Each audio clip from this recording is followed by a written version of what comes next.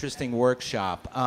What we're going to talk about here in a minute is all of us are affected by an economy, and we're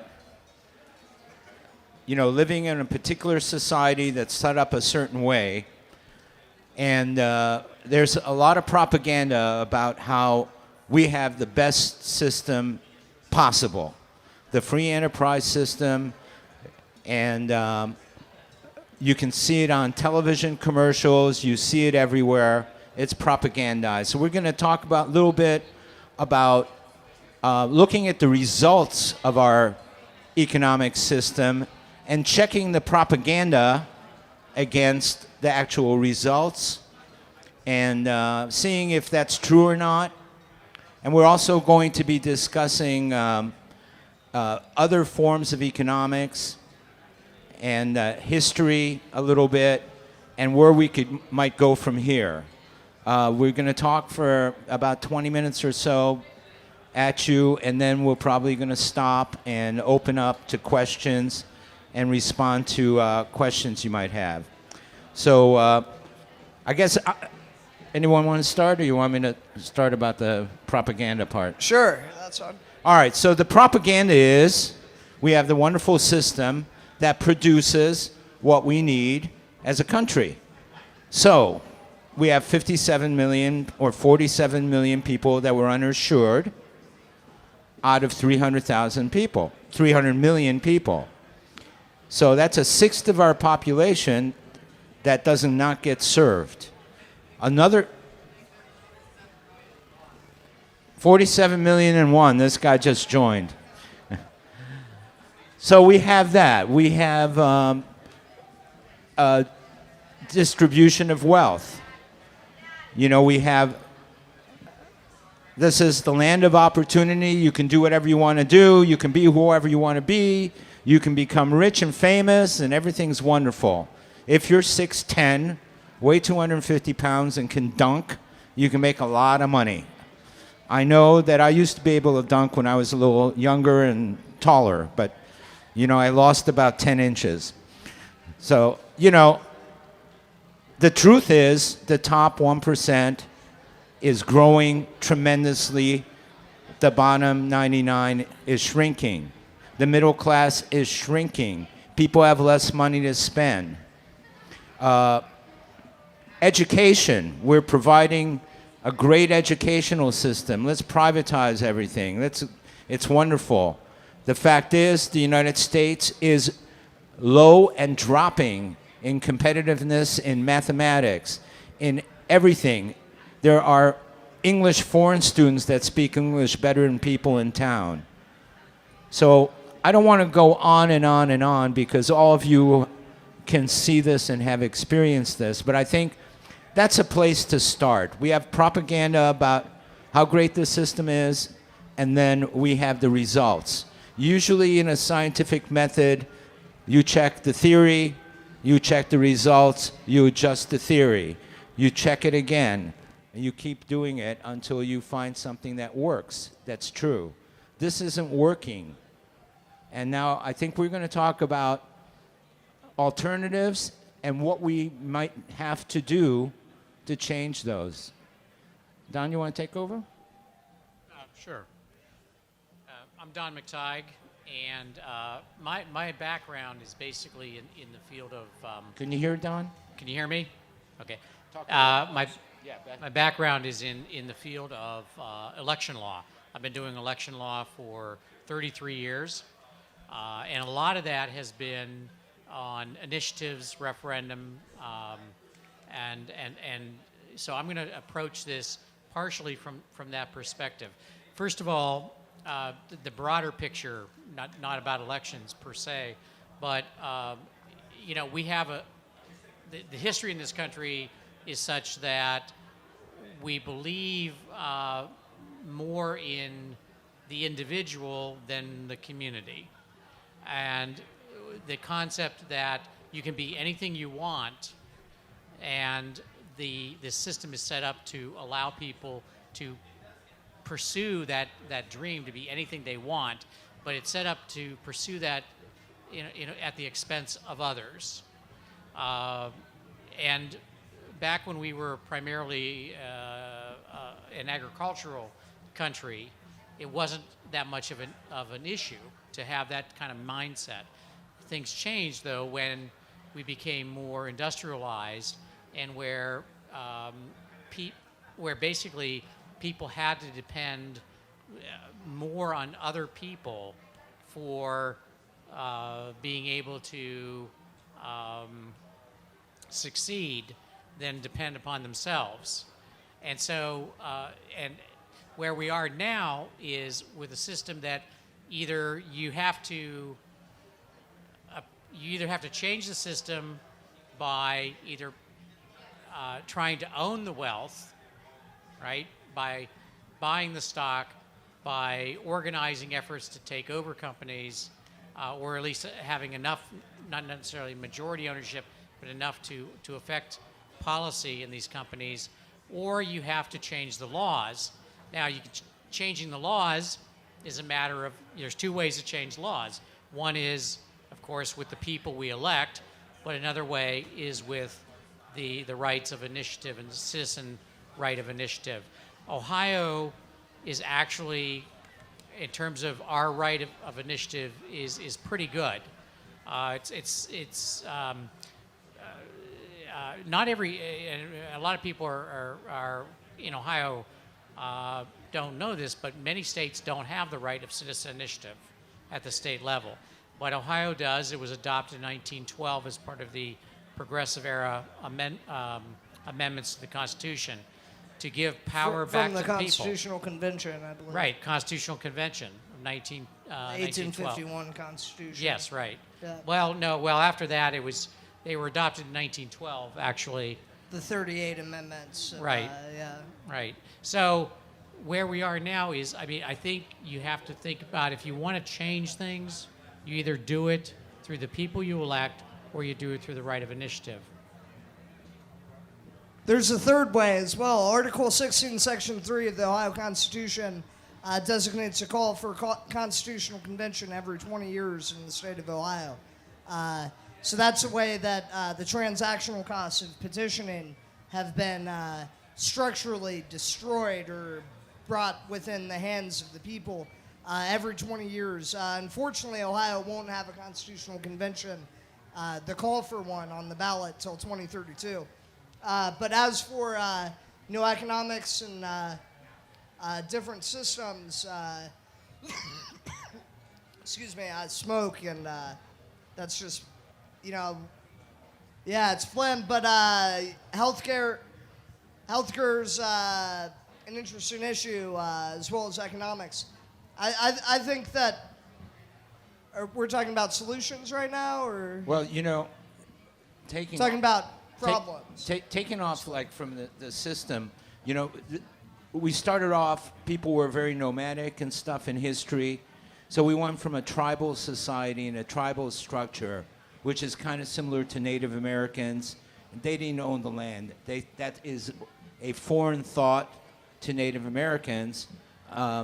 They struggled for range with competing tribes, but they didn't think they owned the land. They occupied it. But so under a tribal structure, you have a certain kind of economics where everyone is sharing and owning, and then you moved into the Industrial Revolution, and then we ended up where Don said. So, some of the alternatives would be what Don was talking about, sharing economies. How can we, inside of where we're at, what can we do? We have food co-ops.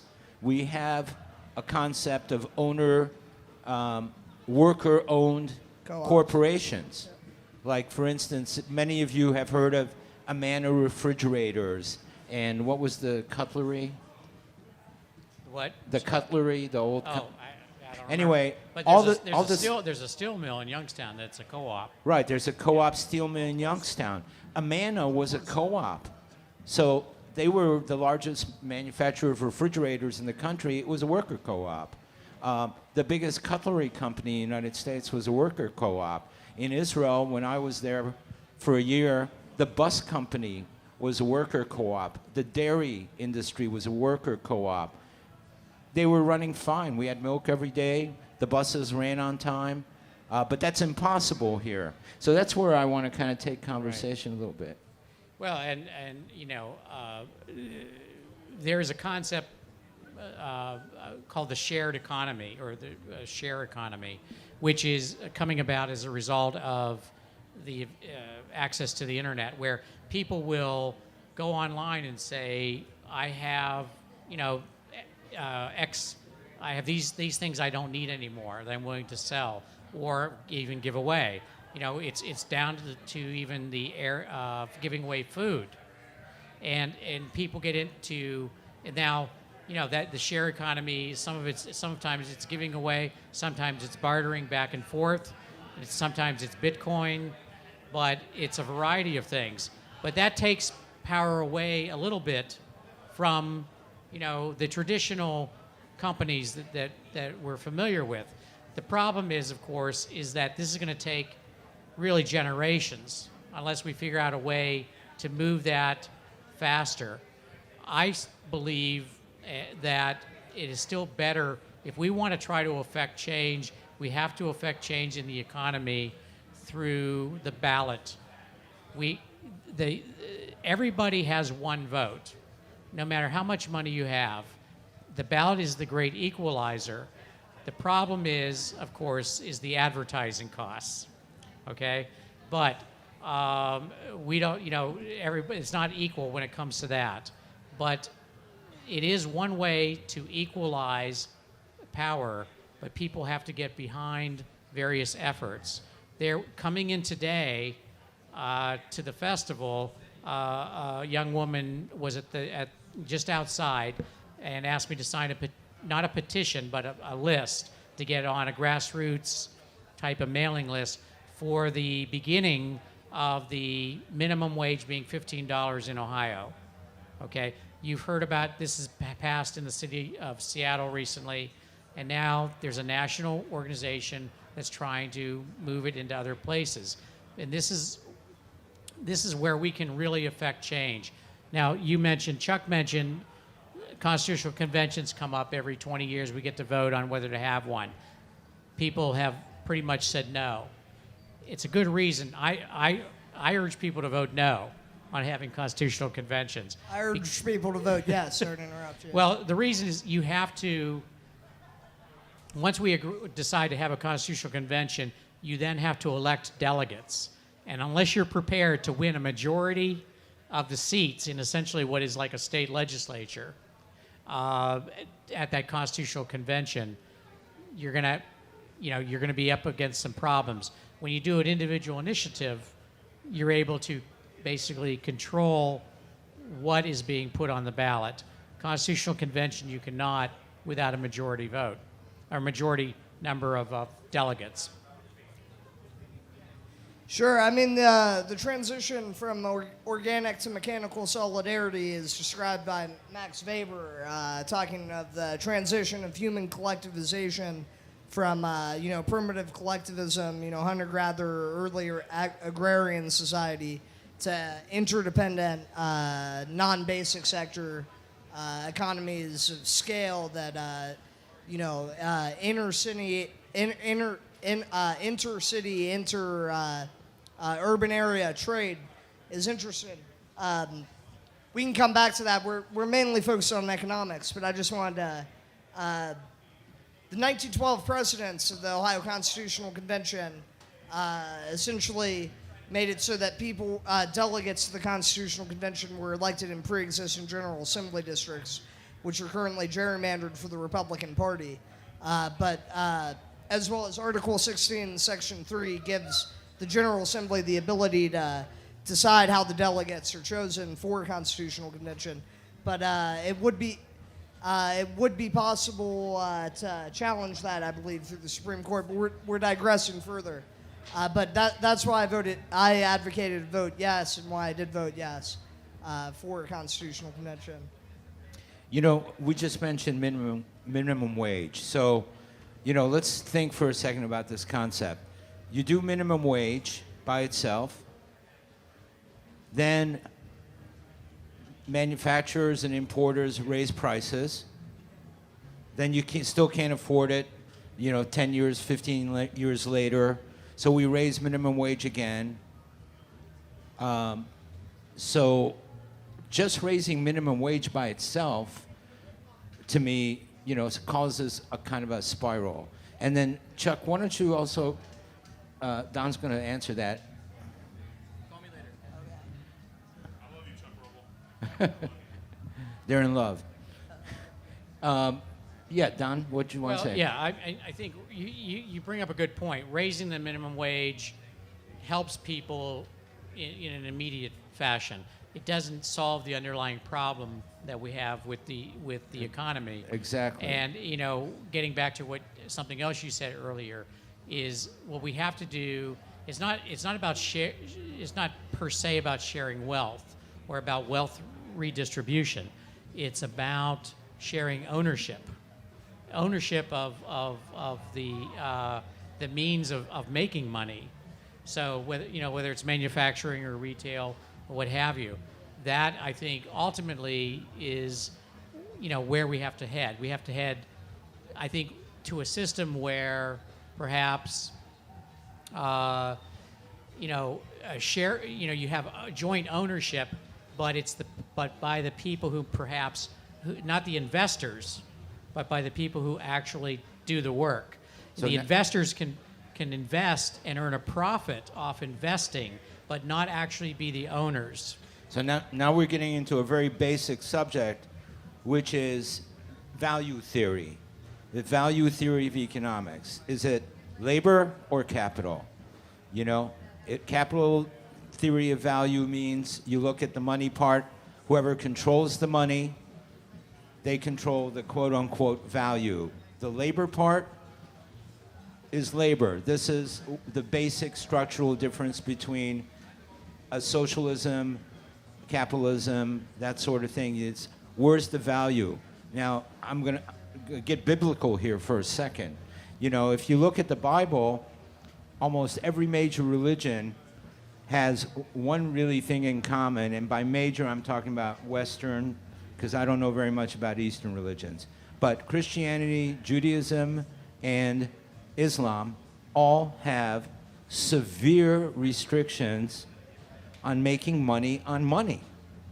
You can't make money on money. You have to have work or equity. You can't make money. So, of course, they've all twisted it. The Islamic courts have come up with Islamic bonds where they give it a little piece of equity so that it slips under the rules. With the Christians, they let the Jews do the money lending because they couldn't. And then when they owed the Jews a lot of money, they threw them out so they didn't have to pay. So it's every single religion says making money on money is not legitimate, it's not workable. So what do we say in America? Let's go make some money, So I'm going to shut up here in a second. So one of the things that happened is 10 years ago, 24% of this economy was manufacturing, which is people making things. And they were getting paid to make things. People were buying them, and the money kept circulating around the economy. That's called the multiplier effect. And then they started importing stuff from other countries with cheaper labor. So the money doesn't get circulated as much in the local economy anymore. All of a sudden, the multiplier effect is gone, which is usually 5 to 7 times. It means when you do an hour's work, 5 to 7 times that money gets circulated back around the economy with your grocery store, your bartender, your cab driver, whoever, your plumber. And then he goes and spends money and goes out to a restaurant. That has switched in 10 years to 14% manufacturing, 24% financial services. Financial services are the people that make what? Chairs? Shirts? What do they make? They make money. They just administer things. They make money. It's illegal to go and print money, but they make money. Money, money, money. Money was invented as a means of exchange between people, talking about sharing, barter systems. You know, you get points.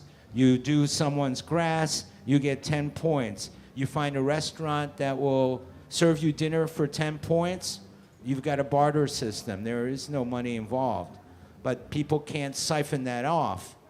So we've created a system where that can be siphoned off. Hey, Chuck, you want to talk about... Sure. I want to talk about multiplier effects really quickly. And also the difference between guaranteed income and minimum wage. minimum wage, yeah. Sure. So Robert Putnam, the dean of the Harvard Kennedy School for Public Policy, in his book Better Together gives a heuristic of what we're talking about of the decrease in industrial sectors of the economy. So industrial sectors of the economy are generally basic parts of the economy. So as a city planner, one can differentiate the sectors of an economy between basic and non-basic sector. So non-basic sector, if we're talking about a city in autarky, so autarky is a city with no trade. That would be where supply equals demand. And so in an autarkic state, the basic sector of the economy, or the non-basic sector of the economy would be 100% of that economy. Whereas in a city trading with other cities or other city-states, other states, there would be basic sector of the economy, which would be the national part, global part. So Detroit got very big because they're exporting cars across the nation, across even the world. And so that's what made it so competitive. So just as for multiplier effects, there definitely is a lot of truth to that of when you have a system, when you have people employed in a task, they have demands in other parts of the economy. You know, a person working at Ford goes to a local cafe or McDonald's or something, and that creates employment in those sectors. But transitioning towards discussing the difference between basic income and minimum wage is interesting. The main transformation in American society that I've found, or at least the economy of America, is due to we've seen major transitions in the sectors of the economy. If you look at Claude S. Fisher and Michael Holt's book, Century of Difference, about 20%, I forget the number, I think it's about 20% of the U.S. economy at the turn of the century was employed in farming and creating food. By 2000, is about 1% of the U.S. population creates food. And so we've become extremely more efficient. A lot of people point at deindustrialization, shipping jobs to China, manufacturing goods in countries with cheaper labor pools and less environmental regulations. But as Gabor already pointed out, automation is the main thing that the American media doesn't discuss, that we've become more efficient at producing goods. And so as we go further in this discussion, I intend to advocate a basic income as an alternative to increasing the minimum wage or even having a minimum wage in the first place. But Don? Well, if you're going to have a basic income, I mean, is it a basic income in exchange for labor? Absolutely not. That'd be a wage. I think it's because automation makes it so that we can produce so many things that we don't need to do that. It's sort of like the oil sheikdoms. They have all this oil, so of course one family controls it all, but then they end up pretty much guaranteeing a large swath of people a guaranteed income. But can I move to a particular subject here? So all this question here is how do we change things? And how did we get here right now? I think if we start with a guy, are you familiar with the Lewis letter, the Lewis Powell letter? There was a letter that was written by Justice Powell. Justice Powell, Yeah, before he became the justice. I think. And it was a letter that is being followed now for the last 35 years by the Republican Party, and the letter outlined that they did a really poor job of organizing themselves and what they had to do. And the letter was all about forming a structured legislative program. So organizations like the ALEC, which are going to be discussed at 5 o'clock, the American Legislative Council, they were formed. They financed, he recommended the financing of think tanks. So you have all these massive, Heartland, Heritage, Cato, Competitive Enterprise, sorry. right. Many Yeah. think tanks. I've been to the Cato Institute. Yeah, these kind of think tanks, and these think tanks then start generating articles for magazines, articles for news media. You start seeing them on CNN as panelists, experts in their. I'm sorry, I've been here all weekend. Experts in their fields. So people watching television, reading newspapers, are watching someone from, or if you read the Dispatch, you'll see great comments from a member of the Buckeye Institute, which is a think tank here in Ohio. Now, what is the Buckeye Institute, and why did he get a column in the Dispatch to talk about privatizing education? Well, the Buckeye Institute is a right-wing finance think tank in Ohio. Their job is to, quote unquote, educate people. And the only reason I'm bringing this up is to go back to Don, because they have been very successful in changing laws to get themselves into office. They've been very successful changing laws to get rid of deregulation. They are using things that we don't do as progressives very well. And, we go back to what to do about this before we open it up to the audience? Well, yeah, sure. I mean, a structured system. Well, The McTighe doctrine. Sure. Well, ALEC and the Buckeye Institute have been successful in getting laws changed in terms of being able to control the legislators, getting people, elected into the General Assembly or to Congress. What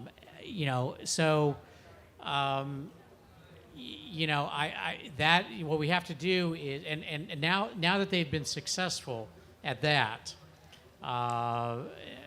the folks that they've helped to get elected are now cutting back on the right to vote, and that's happening in Ohio. This year, there were 4 pieces of legislation passed, chipping away, taking away opportunities. Now, I say the right to vote. That's a bit of an overstatement, and they'll say they're not suppressing the vote, they're not taking away the right to vote. What they're doing is they're making it harder to vote. You see, it's a matter of semantics. They're making it harder to vote, there's fewer opportunities to vote. Just in February, they passed 2 bills that went into effect June 1st of this month, which dramatically make it harder to vote by absentee or to vote what's called a provisional ballot. So what we need to do is, first and foremost, if we want to be able to ultimately have an impact on the economy and the laws governing the economy, as I said before, there's 2 ways to deal with this. Either you deal with it through the laws, or you deal with it through ownership, right, of the companies. That's the 2 peaceful ways to deal with it. Obviously, there are other ways, but if we're going to deal with it through the legal aspect, through the laws, then we have to protect the right to vote. ComFest is probably more about that than about anything else, judging by what I see here, and you have to pay attention to what's going on. Like I said, 4 bills passed this year by the Ohio General Assembly, reducing opportunities to vote. So, and remember that what Don said earlier, about voting versus initiatives also. Initiatives means that if you got the Cook brothers buying off politicians and getting people into office by the vote, when the people are against it, and then you put up a ballot initiative, what ends up happening is that no matter who they are, it doesn't matter, no matter what happens, if it goes through on an initiative, that becomes the law and they have to follow it. And if you think about what's been going on in Columbus, we had a bunch of people who are a little bit out of touch about in Columbus that supported the zoo going downtown, a massive zoo, big increase, doubling of the taxes. The people who, all the elected officials were gung-ho supporting that. The people voted that down, and it works in reverse as well.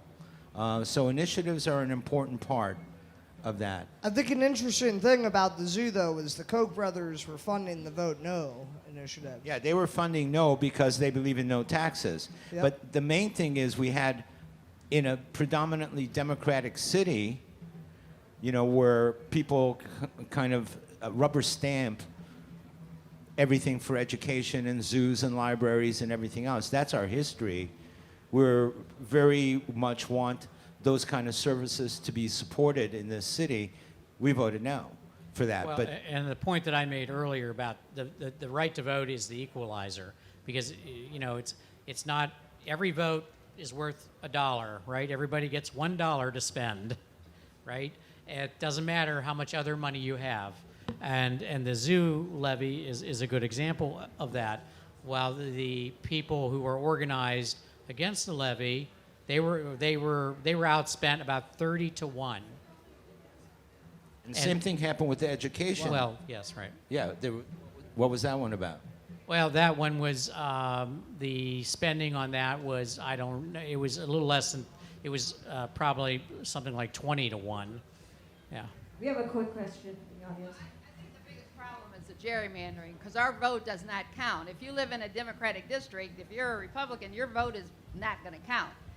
The problem is there's 16 districts that are Republican and only 4 Democrats. So we got to get rid of the gerrymandered system, and the only way to do that is to get a governor, a secretary of state, the people who are on that committee that does the, yes.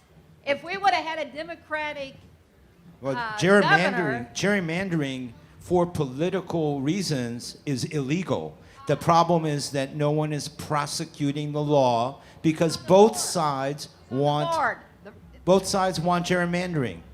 I know, but who's on the board right now? It's a Democrat and a Republican, and then it's the governor, the secretary of state, And the auditor. Pardon me? Auditor. And the auditor.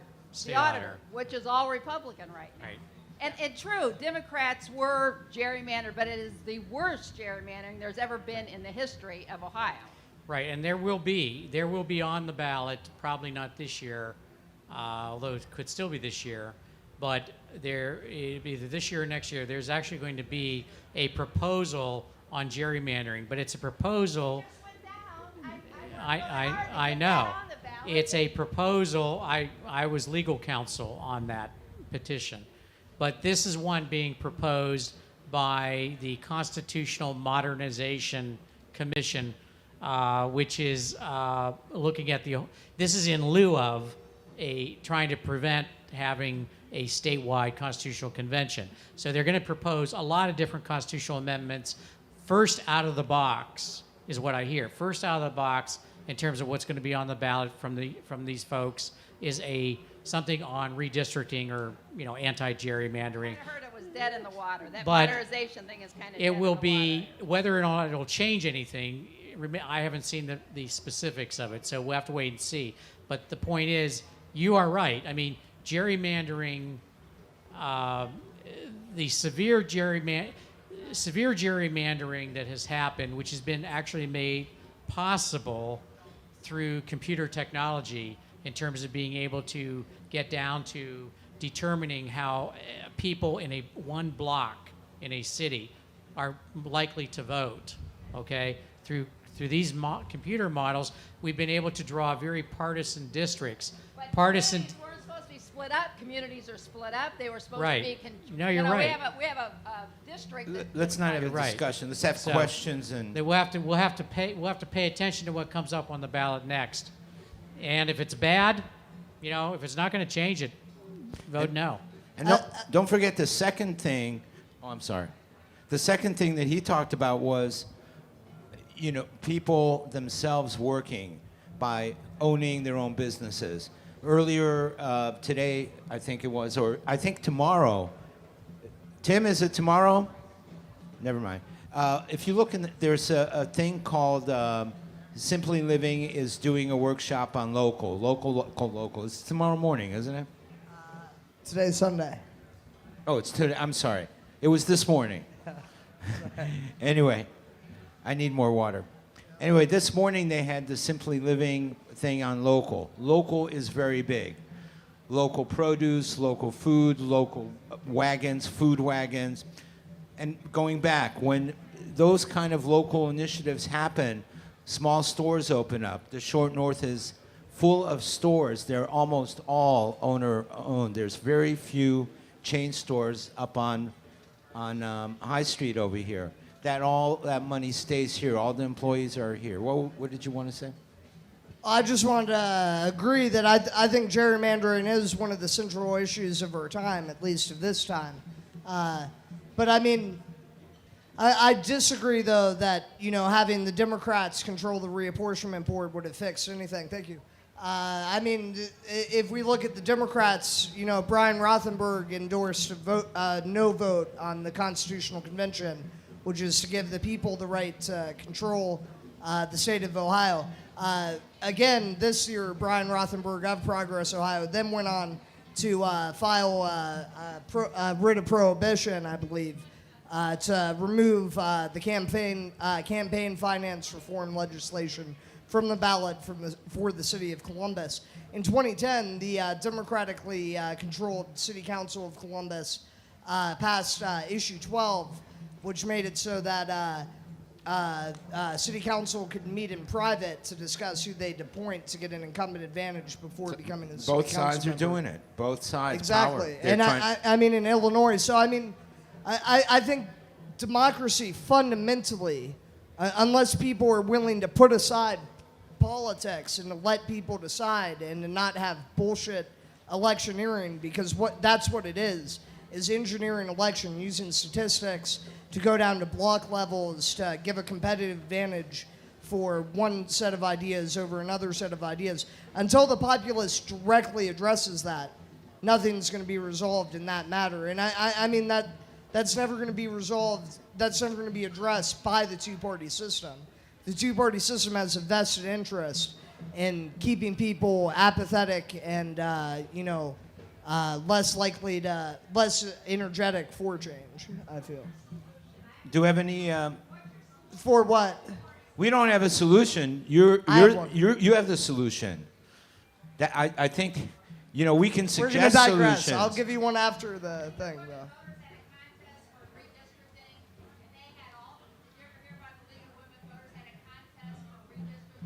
And they created a very diverse, so if you lived in a district, your vote truly did count. Right now, your vote really doesn't count. So I don't think districting ever is going to fix anything. Geographically, getting voters to be based on geography inherently is anti-democratic. I mean, that just makes it so whoever's the designer of those districts has an interest to control those and to engineer them. So I think the main solution is a parliamentary system where people run at large and have a proportionate amount of representation in the population. And that, I mean, we can go further And into this that, is- but I want to give Don. Go ahead, Don. Well, in terms of, I don't know if we're talking about the economy anymore, but in terms of the proposal that was on the ballot a few years ago on redistricting, which was, I think, an excellent proposal backed by the League of Women Voters and a number of other groups. There was a lot of effort put into developing that. I was part of the team that did that. Although I came in kind of late as the lawyer on that. But the problem with that was all the money went into getting on the ballot, and there wasn't enough money then to win the election for the campaign portion. And the opposition was able to basically outspend significantly.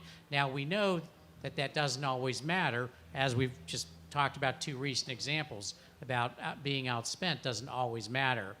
But it in the end, we could have been outspent and still won if enough people understood and cared about the issue.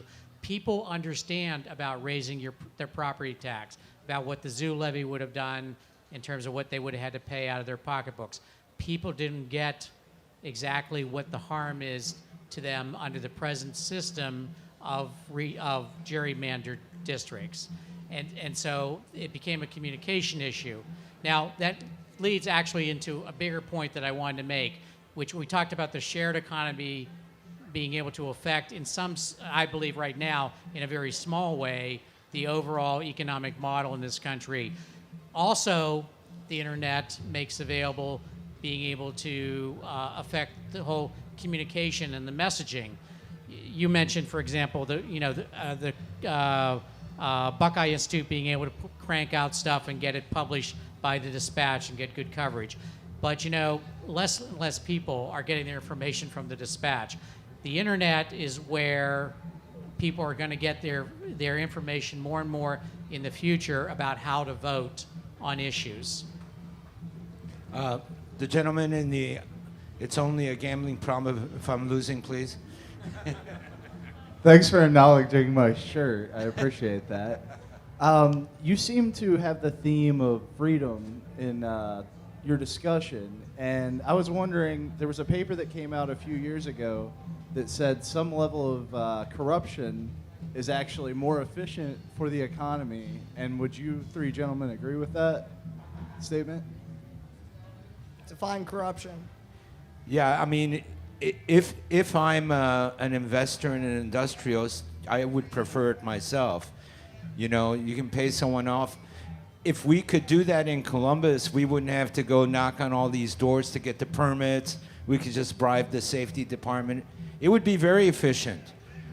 Only then, the people can't do it. It's only the people who have the money to bribe people. So eventually what ends up happening is they hang people, and Marie Antoinette says, let them eat cake and stuff like that.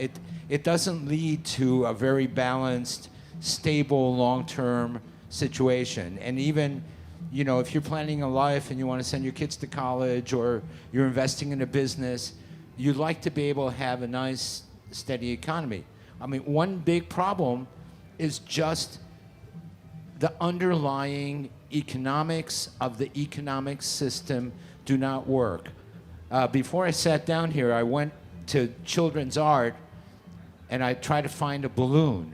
So what I was going to do to start this off was I was going to blow up a balloon and let it explode, because that's what happens if you keep blowing air into a balloon, unless somehow you can fake the balloon out to make it bigger or stretchier, or have the air bypassed into a second balloon.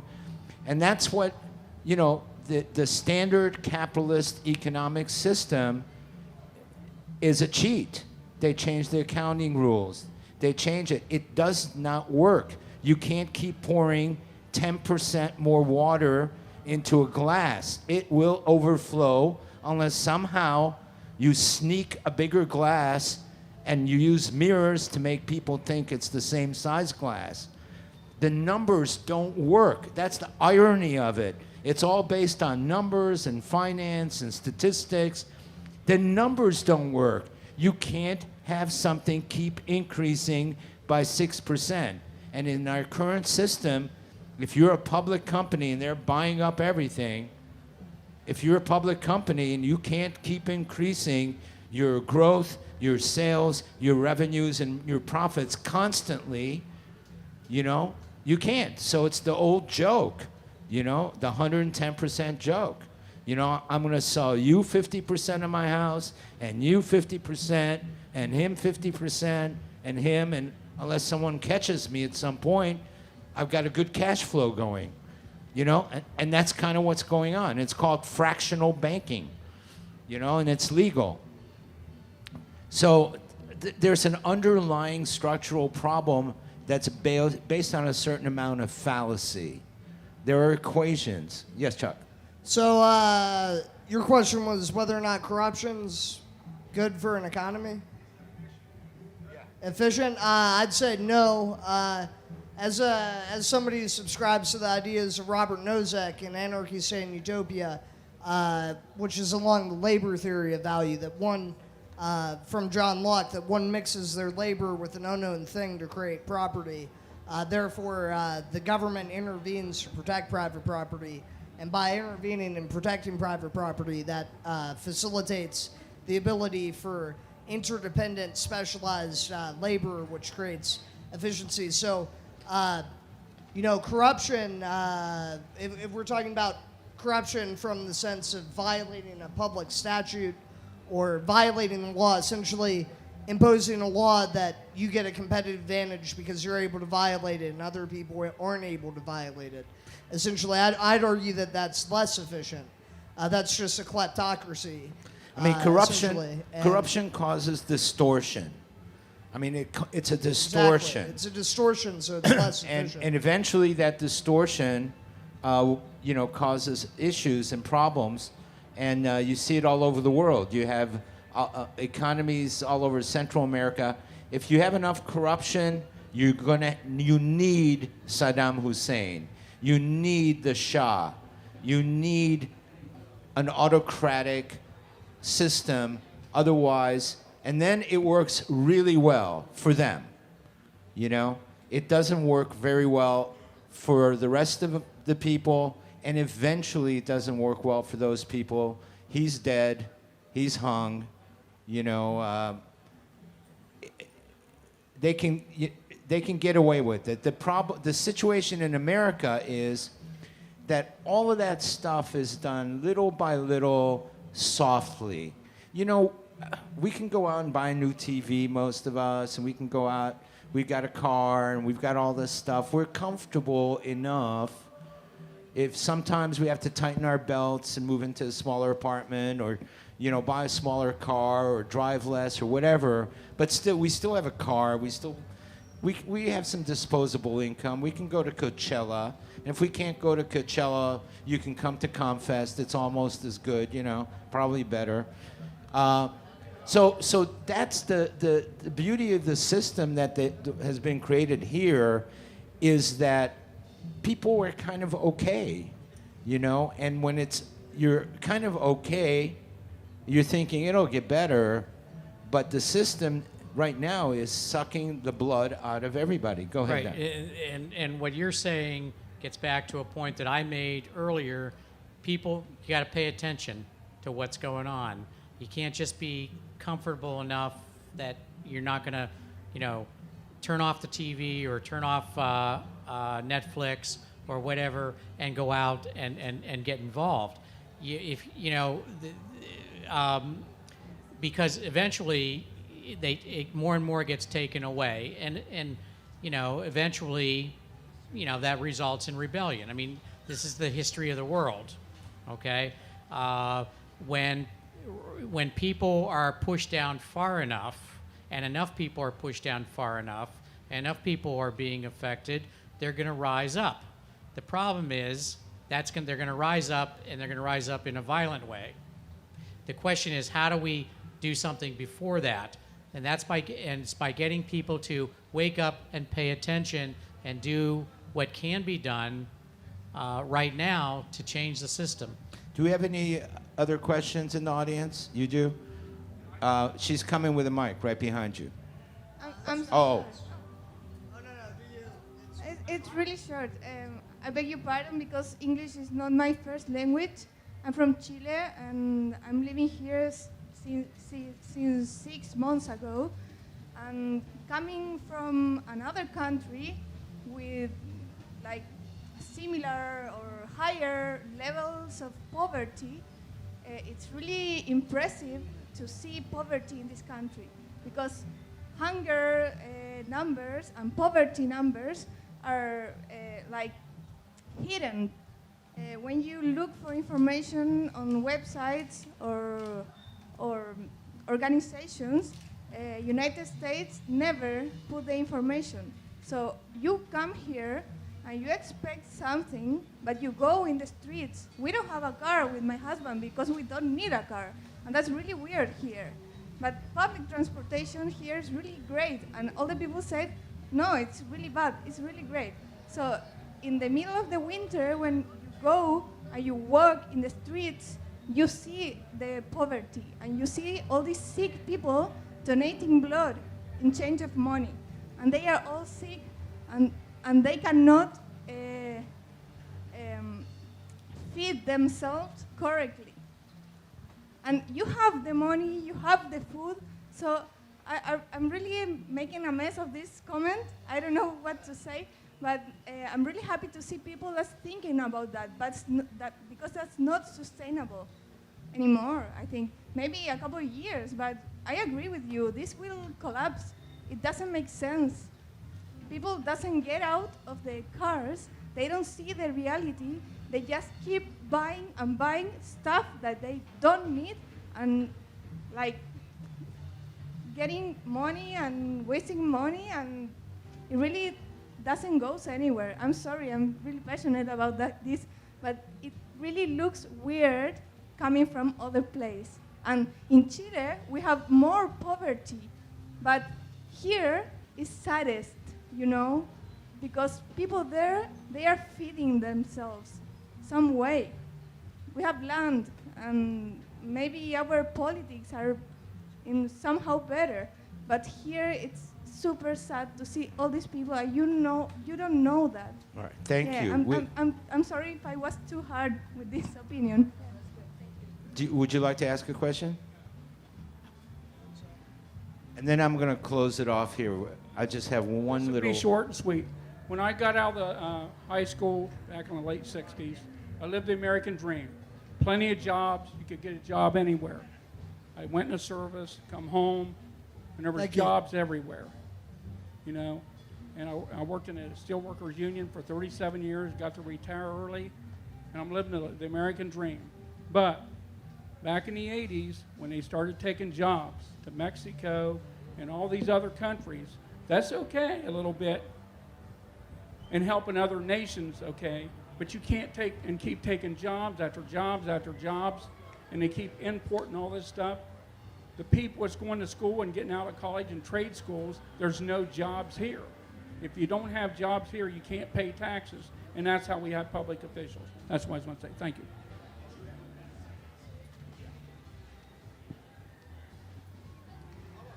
Okay, it sounds like this is winding down. I've loved it, but for what we can do going home from this tent, many of you may not realize that there is a well-funded organization whose object is to name one thing in every county in the United States after Ronald Reagan. Every time you hear someone say, oh, but wasn't Ronald Reagan really good? Wasn't he? You need to tell them. Ronald Reagan was a simple-minded ignoramus. His only skill was that he could get up and make a very sincere-sounding speech. The policies that he advocated have been uniformly disastrous for this country, and there's a laundry list of articles and TV programs and such that you can steer people to. But when they say, oh, but wasn't Reaganomics so good, you need to tell them right up front, no, they weren't. And that speaks to how we started the conversation about propaganda. I want to say one more thing, and this is kind of transplanted. During World War II, there was a German priest that was famous for a speech he made. And the speech was, When they came after the gay people, I wasn't worried because I wasn't gay. When they came after the gypsies, I wasn't worried because I wasn't a gypsy. When they came after the socialists, I wasn't worried because I wasn't a socialist. When they came after the Jews, I wasn't worried because I wasn't a Jew. When they came after the Catholics, I wasn't worried because I wasn't a Catholic or whatever. Finally, it is when they came after the Catholic priests who were anti-Nazi, there was no one to speak out for me. So actually, he said, when they came after the Jews, I didn't speak up because I wasn't Jewish. So this is our situation right now, We're all under this, and if we don't act and we don't speak, there's going to be nobody left, to speak for us. You're going to end up on your own with, your bills and no protection, no consumer protection, no environmental protection. We all have to take it upon ourselves to participate, and you have to be able to choose. And that's what ComFest is about. We have all these not-for-profit or activist organizations out there, sitting there. Pick anything you feel strongly about. Don't assume anyone's going to do it for you. Pick something to get involved with. Spend your time, your energy. It's the only way things are going to change. ComFest, if anything else, is an activist organization. We disagree about some things, but we all agree that it's up to us. This whole festival is volunteer run. So please go out and choose whatever you want to participate in. Sign up for it. Make a commitment in your life. It's the only way we're all going to get better. Thank you very much for coming. Don, thank you so much. Thank you. I appreciate it. Chuck, thank you Thank very you. much. What's Thank you. up next? Who's the MC? And don't forget to vote.